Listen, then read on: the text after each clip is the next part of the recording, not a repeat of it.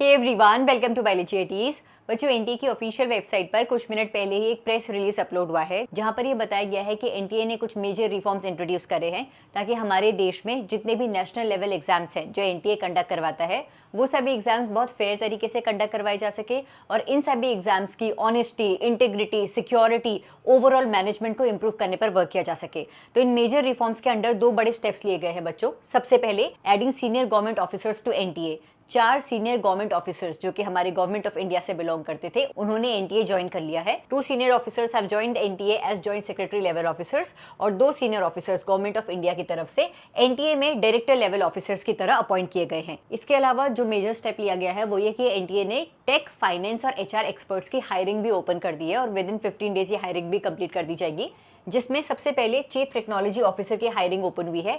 In chief technology officer का काम ये रहेगा कि एनटीए जितने भी एग्जाम्स कंडक्ट करवाता है जो एट प्रेजेंट ऑनलाइन मोड में कंडक्ट करवाए जा रहे हैं, जैसे कि जेई का एग्जाम ऑनलाइन मोड में कंडक्ट करवाया जाता है, उन सभी एग्जाम्स में साइबर सिक्योरिटी को लेकर सारे सेफ्टी एंड सिक्योरिटी प्रोटोकॉल्स का ध्यान दिया जाएगा। Next, chief finance officer. NTA इतने बड़े बड़े नेशनल लेवल के मेजर एग्जाम्स कंडक्ट करवाता है तो भाई इन सभी का बजट भी तो ध्यान में रखना पड़ेगा। तो बजट को लेकर, इन्वेस्टमेंट को लेकर जो भी काम होगा वो चीफ फाइनेंस ऑफिसर का काम होगा।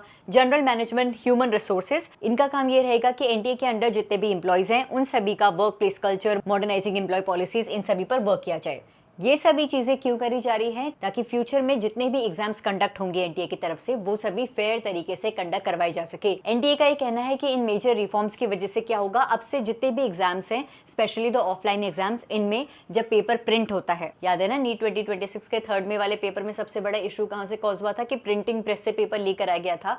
तो एनटीए कह रहा है कि इन मेजर रिफॉर्म से सबसे बड़ा इस चीज पर इंप्रूवमेंट किया जाएगा कि प्रिंटिंग प्रेस में जब पेपर प्रिंट होंगे और प्रिंटिंग प्रेस से लेकर एग्जामिनेशन सेंटर तक जब पेपर ट्रांसपोर्ट करे जाएंगे, इन सभी चीजों का भी बहुत सेफली ध्यान दिया जाएगा। एडवांस टेक्नोलॉजी, एआई टेक्नोलॉजी को यूज किया जाएगा। एनटीए जिन भी एग्जाम्स को कंडक्ट करवा रहा है वहां पे इंटीग्रिटी को मेंटेन करने के लिए इंटरनल चेक्स और ऑडिट सिस्टम्स भी प्रोवाइड कराए जाएंगे। बच्चों को अगर कोई प्रॉब्लम हो रही है, रजिस्ट्रेशन, कन्फर्मेशन पेज डाउनलोड करना, एडमिट कार्ड डाउनलोड करना या एनटीए से कुछ भी हेल्प चाहिए तो हेल्पलाइन नंबर, हेल्पलाइन मेल्स, जितने भी कम्युनिकेशन और हैंडलिंग है इस पर भी वर्क किया जाएगा ताकि ट्रांसपेरेंसी मेंटेन्ड रहे। कहीं ना कहीं एनटीए थर्ड में को जो कुछ भी है उससे सीख ले रहा है और एनटीए अपनी तरफ से शायद पूरी कोशिश कर रहा है कि अब जितने भी एग्जाम्स फ्यूचर में होने वाले हैं जो कि एनटीए के अंडर आते हैं, स्पेशली आर नीट एग्जाम जिसमें 22 लाख से ज्यादा बच्चे हर साल अपियर हो रहे हैं, इन सभी एग्जाम को बहुत फेयर तरीके से सारे सेफ्टी प्रोटोकॉल्स के साथ कंडक्ट करवाया जाए।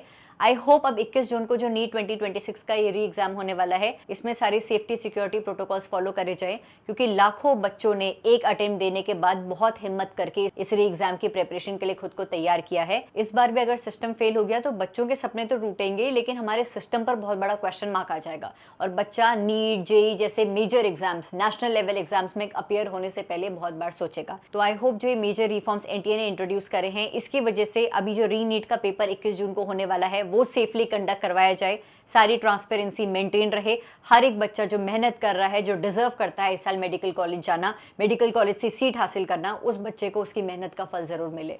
Stay tune for upcoming updates बच्चों। Thank you so much for watching this video.